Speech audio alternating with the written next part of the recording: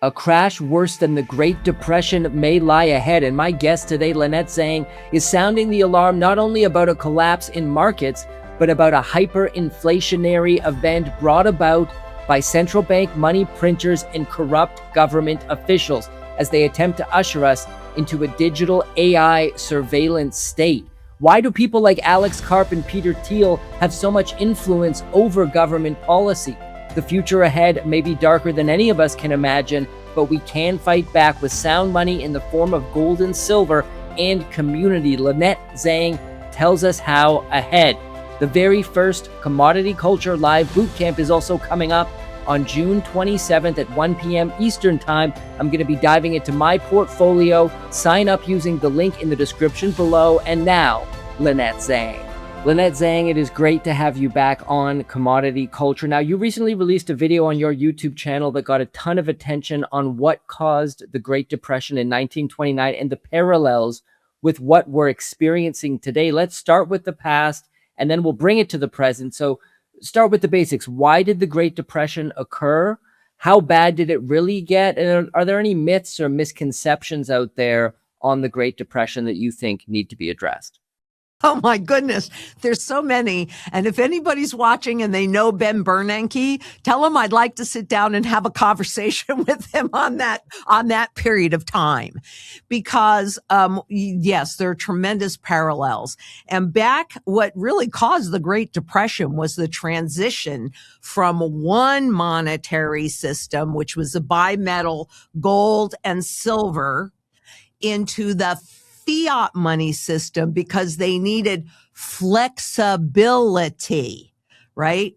So it used to be that a 20th of an ounce of gold, teeny weeny, maybe half the size of my pinky fingernail, backed $1.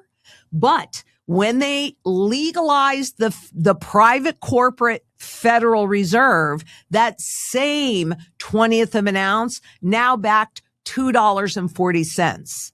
And so right out of the chute, as they were printing 2.4 times more corporate debt money into the system, and I have all the proof and evidence and, can send you whatever images, links, whatever you want. Don't take my word for any of this, but this is the parallel, right?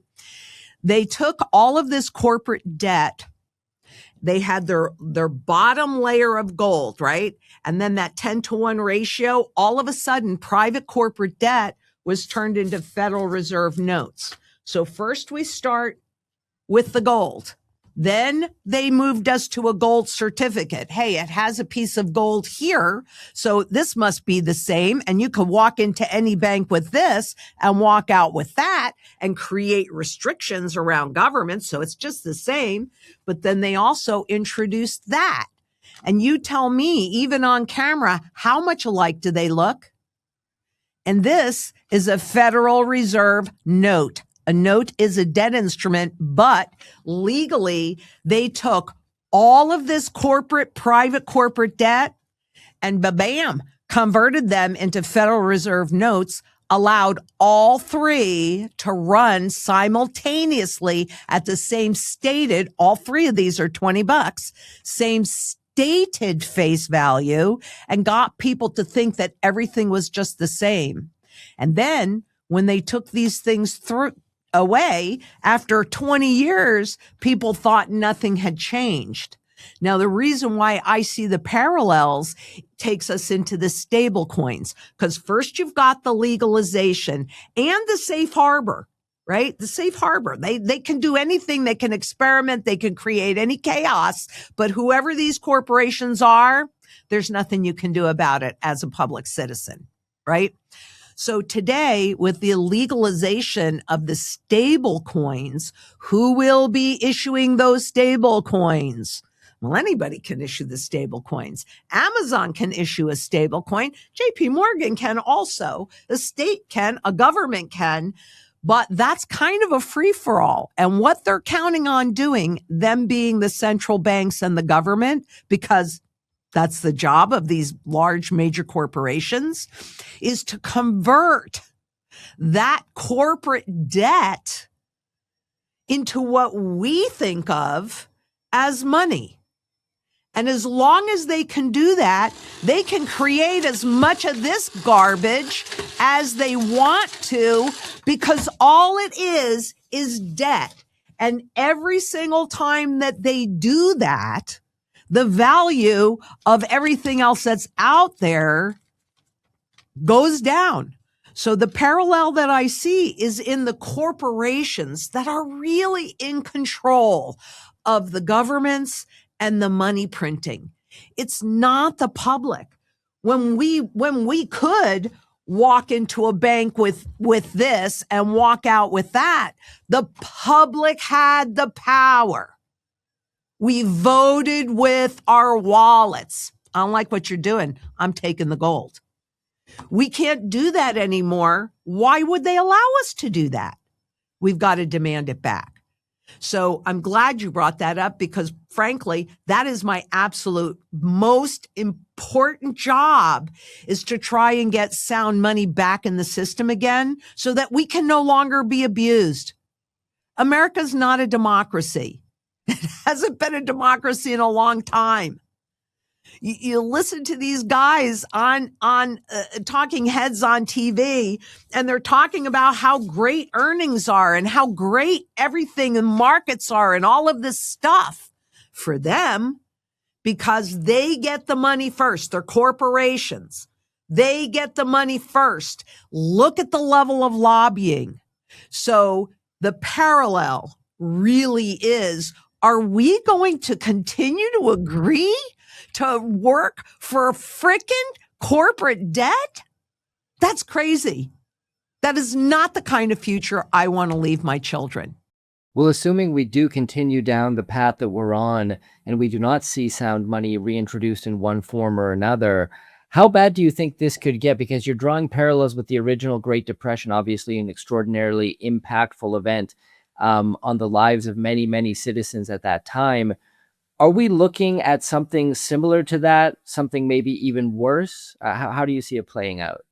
I think that it's even going to be worse. And what I see is a hyperinflationary depression, which, remember, we lost 69% of our purchasing power after the government took the gold from the public's hands. Then their hands were untethered. They could do anything they want. And in these government documents that I showed on that piece that you were talking about, first you had this little hump, so they made 10 times that debt. But by 1933, then what do you see? You see all of this corporate debt funneling into Federal Reserve notes. They became Federal Reserve notes, but they were not immediately unleashed on the population, because then that hyperinflation would have been noticeable. And still at that point, governments could convert their gold or convert their dollars into gold. So yeah, part of what we're looking at in the Great Depression is, if you bought a dozen eggs today, and it was much cheaper than this. But it's easier for me to do the math if I just say it was $1, right? That means that if you went back to the store in the morning, those same eggs were $1.69. It's the same chicken. What changed? That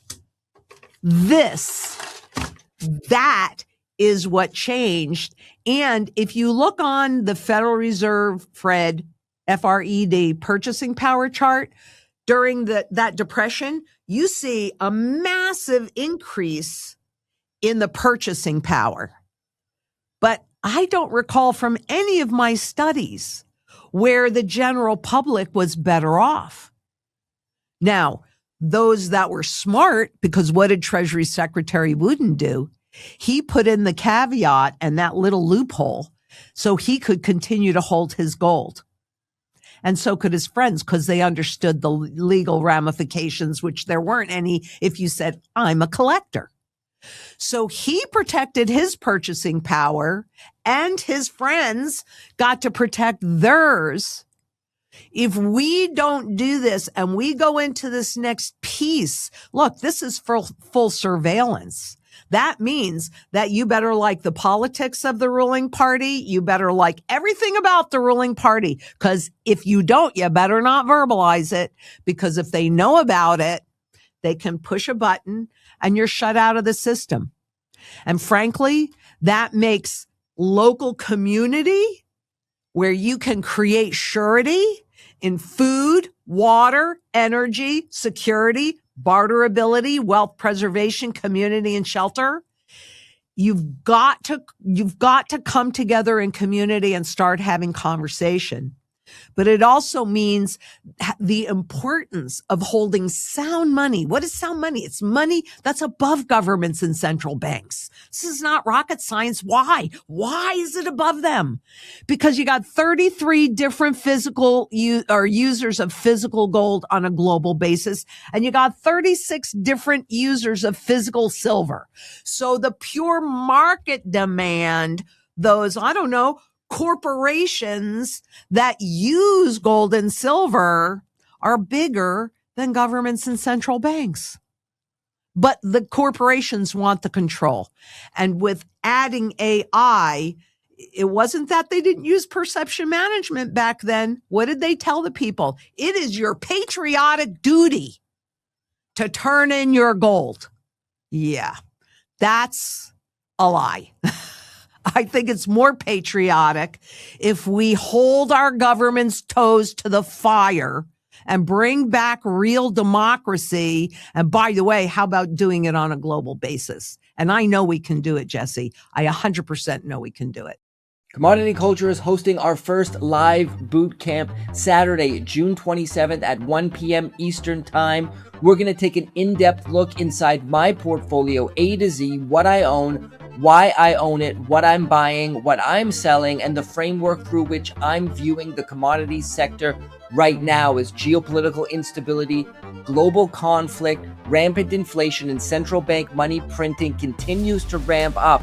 Natural resources will be the winner in the years ahead. I'm going to explain why, share the greatest insights I've absorbed from all the guests on this program, and so much more. So join me for the Commodity Crisis Playbook Bootcamp, Saturday, June 27th at 1 p.m. Eastern Time. Sign up using the link in the description below.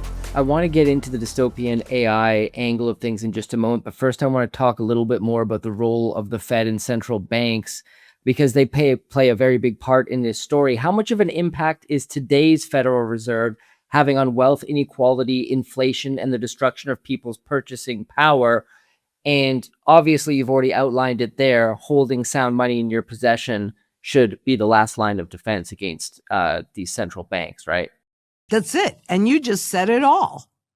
So when you say, well, what about this? Well, yeah, it's everything. Central bank's job is to regulate the rate and speed of inflation. And in order to do that, they use interest rates to regulate that speed. So in theory, when interest rates are lower, more people borrow and spend. That means more money is created. That means inflation goes up.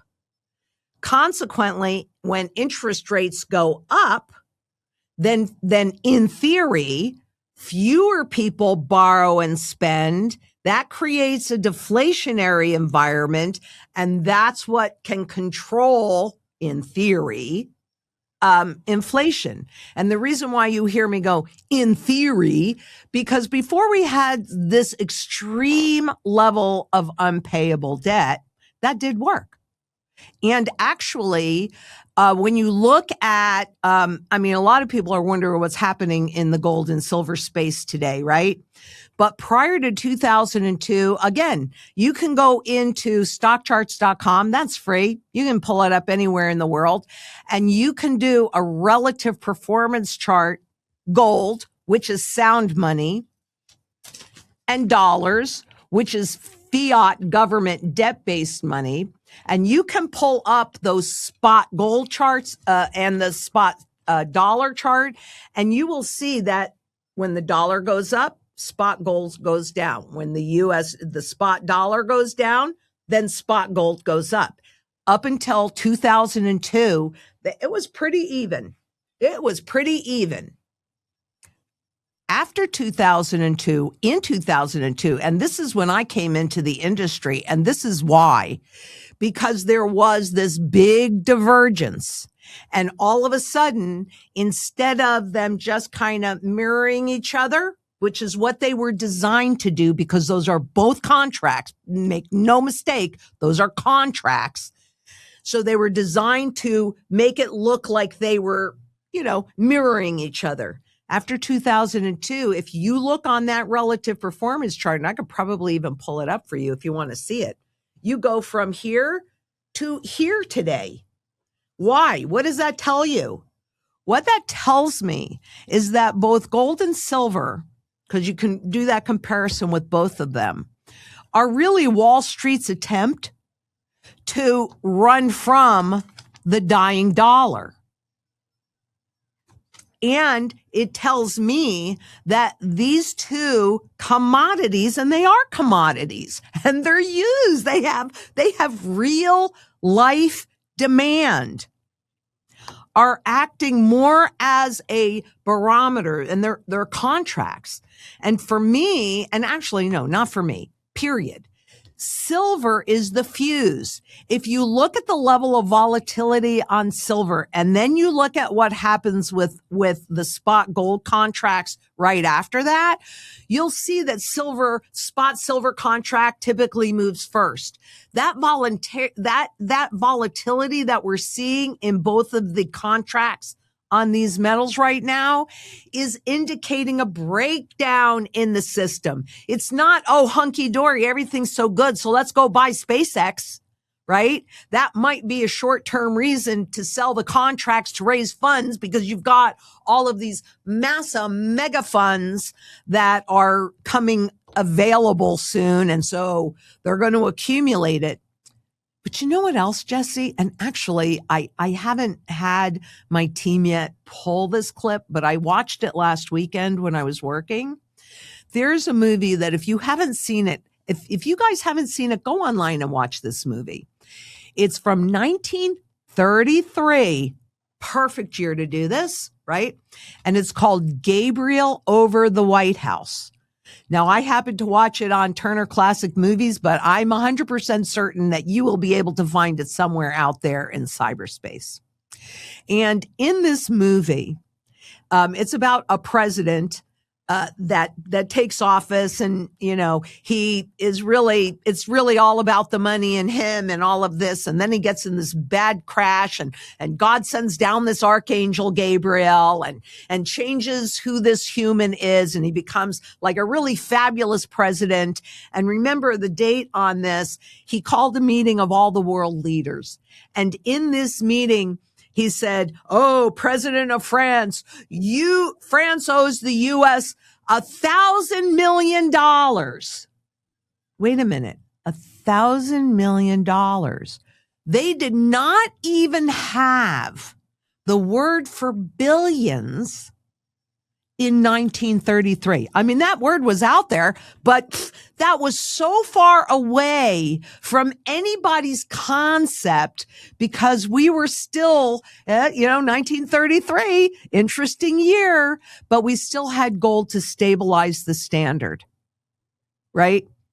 Now, today, we've got OpenAI that, if you look at their documents, I don't know if they ever anticipate making any money, but they're worth, what was that, 3.4 trillion? I could be off on that a little bit, but I kind of think that's how are they worth 3.4 trillion when they don't ever intend to make any money? How? But do you? It's like I'm showing you one extreme to the other extreme, and that is all an indication of where we are in this trend cycle. Valuations don't matter until they matter, and we are in a period of time where they're starting to matter again. So we've got to have this big last hurrah with SpaceX and all of these other mega IPOs that get their valuations from funding rounds, not from real market buying and selling. There is none of that these days. This is all, it's all about trading. Everything has been turned into a big gamble. Is it any wonder we have predictive gambling on all the exchanges and all of this coming? I mean, come on, guys. This is not something new. This time is not different. I can show you stuff from the 1800s with people chasing those bubbles. This is a repetition of history. And there's no escaping it. There's no stopping it. There's no turning it around. It's way too late. And we, the people, allowed it to happen. We gave up our power almost willingly. And it's time to take that power back. Do I have some opinions about that? A little bit. The AI surveillance state. This is the next thing out there that a lot of people are fearing. And a lot of people believe that companies like OpenAI, companies like Palantir, characters like Peter Thiel, Sam Altman, Alex Karp are essentially there to create a digital slave grid in some form. That's the reason for all these data center build outs. That's the reason why the US government is so close with all of these individuals, including, I mean, I think there's some questions that need to be asked about Elon Musk's role in all of this as well, because he's supposedly the freedom fighter, the man fighting for free speech and humanity, and yet he's very close to the US government. He's out there proclaiming that, you know, this and that needs to change socially in different countries, but he's no longer really talking about his own country anymore. And I think there's suspicion cast on all of these characters. Now, Peter Thiel recently relocated to Argentina. Peter Thiel created J.D. Vance and essentially installed him in the role of vice president. He contributed an enormous amount of money to Trump's campaign. So he's essentially controlling U.S. politics to some degree, which is insane, completely insane. So what do you see ahead when it comes to this potential AI surveillance state, the danger it presents, and how we can fight back against it? I see everything that you saw, plus one of the things that is coming out about AI and the power of it is how these AI agents can write their own code. They're writing now about 80% of their own code. And I read a study a little while ago, maybe 6-8 months ago, I don't remember now, where they did an experiment to see if the AI would robot or agent, if they felt threatened, would they kill the human that created them and all of that? And the answer is yes. So we've got a couple of things that are coming up in this, because, you know, I'm of an age where when they used to do things that looked like science fiction, well, it's happening today. And I am extremely concerned about it seems like people only think about themselves. And so if this is good for me, I don't really care about how it impacts you. And when you're looking at the AI, remember, governments and central banks have used perception management forever. It was formalized in the 80s by President Reagan. That's why he is not my hero. I didn't like that. Rules changed so that he could come in and formalize this. Now, with the advent of AI, understanding how you think and who you are, and I'm going to tell you, it's a powerful tool, but it could easily turn against you. And I think that AI absolutely can be used to sway how you think and how you move forward. So if they've got you in full surveillance, you got to do what they want. If they can get you firmly in their ecosystem, like Amazon with their smart, contracts and all the freebies that they're going to give you, and then they can control how you think. I mean, are we even human anymore? Yeah, those are some great points. And that is actually when one goes down the darkest rabbit hole, when it comes to this AI stuff, the end result is that the people behind it actually want to not make us human anymore and want to completely control us. Um, We're so cattle. some And how yeah, can you protect yourself from it? Well, number one, let's get flippin' redeemable sound money back in the system again, because that is how we can take control. I'm sorry. I really wish I could see another way to take back control from these people, but I don't. So we've got to be outside of the system. Also, this is why locally it's important to create those communities, to create surety in what you need to survive. We cannot live without food. We cannot live without water. Those are the two things that if you do nothing else, you got to make sure you've got food and water. But if you don't have that and the government says jump or the corporation says jump, you got to say how high. Whereas if you have surety in all those 8 areas, food, water, energy, security, barterability, wealth preservation, community, and shelter, and they say jump, you can go, nope. And so we need to really focus on building those local communities, because while most people are not thinking about this, right? I mean, there are very few people that actually own gold and silver, physical gold and silver, right? So they think that there's nothing they can do, and they're not completely wrong, because as one person, I have no control. Right? I have control over whether I show up, but I can't control anybody else. As a local community, we can create these pockets of strength so that the people that are not paying attention now, but they will because they're going to be forced to, have a place to go. I've had too many people say to me, well, if they don't get it, that's just too bad for them. No, no, no, no. There's strength in numbers and there's power in community. And community is not where everybody thinks exactly alike.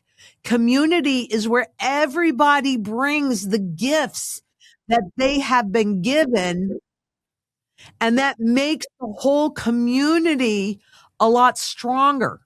So if we can band together locally and create those pockets of strength in independent numbers, because you've got those necessities covered.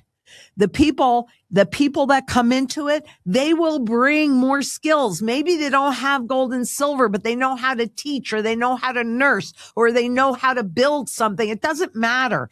Every single person on this planet has a gift, even if it's just an additional body and support. We're growing together. And then when everybody comes together and starts having these conversations that we've been lacking, that's why what you and I do is so important, because we're having these conversations, right? But when all of these people come together and have these conversations, you learn from each other. It is actually one of the things that I personally like best about Zang International is we have such diversity here in every aspect. And so we come together, and I'm going to tell you, Ashley, who's in her 20s, knows a whole lot more about social media and how all that stuff works than I do. But I know more about history. And together, she's teaching me what she knows. I'm teaching her what I know. And before you know it, we're both richer for that experiment. You see what I'm saying? And so how do you combat it? You make sure that you have surety and necessities so that you can be as independent and self-sufficient as possible. And if we can actually grow these, you can even call them freedom clusters around the world, 3%, that's all we need. We don't need 100% or 50%. We need a vocal 3%. And we start at the local level and get gold and silver. honestly, all my life, I've pretty much avoided politics because I've realized quite early that it's the economics that matter more than the politics. And that it's really the politician's job to legalize the theft of the corporations. So I really never, ever like to go there because I don't think Republicans have a clue. I don't think Democrats have a clue. I don't think any of that is about our best interest. However, I do understand that while this is from Kim, not from me, but I agree. You may not be interested in politics, but politics is very interested in you. Wasn't that Prometheus that said that? Pericles said that. Well, oh God, Jesse, I'm kind of kicking and screaming and being pulled in that direction. I got to go there, but it isn't like I think any one person can do this or any one person can save the world. We have to do that as a collective group. Lynette, fantastic conversation. Great insight shared as always. Why don't you tell us about Zang International? And you also have a couple events coming up that you're going to be speaking at. Would love to hear about that as well. Oh, absolutely. Well, we are here. Zang International is in Dead Phoenix, Central Phoenix, and we do support community and sound money on a global basis. And while I do go around the world speaking, I'm super excited about the two events that I have coming up because I'll be at the Rick Rule Symposium in July. And then I turn around immediately and fly to the Red Pill Expo where I'll be speaking in Las Vegas.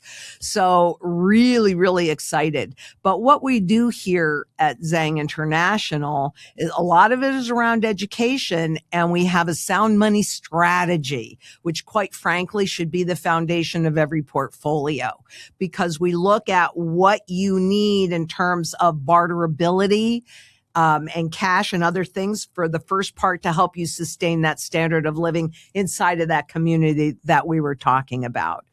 We also look to protect whatever fiat money wealth you have accumulated, whether you choose to keep it or you have to keep it, whatever. We want to make sure it's properly diversified. We also, part of the plan is to pay off that fixed rate debt. And it's all based on history, because while I can't guarantee tomorrow, if we've done the same thing over 4,800 times, which we in the world have, then more than likely we're going to get the same results. So we want to put you in a position not just to survive the transition into this new monetary system, but I don't know, what a concept, actually have some of that opportunity wealth go your way, because in this plan, you hold your purchasing power. So when those opportunities present, you're all set to take advantage of them, which is what most of the wealthy do. Let's bring it to our level and let's get sound money back in the system. So that's who we are, what we do. Great. I'm going to put a link to Zang International's website as well as some of your social media. Lynette, always a pleasure to have you on the show. Thank you so much. Thank you for having me anytime, Jesse. You know, you are one of my very favorite people. Absolutely. Thank you for joining us today. The first Commodity Culture Live Bootcamp is coming up June 27th at 1 p.m. Eastern Time. I'm going to be opening up my portfolio A to Z, what I own, why I own it, what I've been buying and selling, and what my strategy is ahead for an era that I believe commodities will vastly outperform the broad market. Sign up at join.jesseday.ca. The link is in the description below, and I'll see you guys in the next episode. Commodity Culture is a series on commodities and natural resources. If you would like to see more, be sure to subscribe and hit the bell notification so you're always up to date with the latest episodes.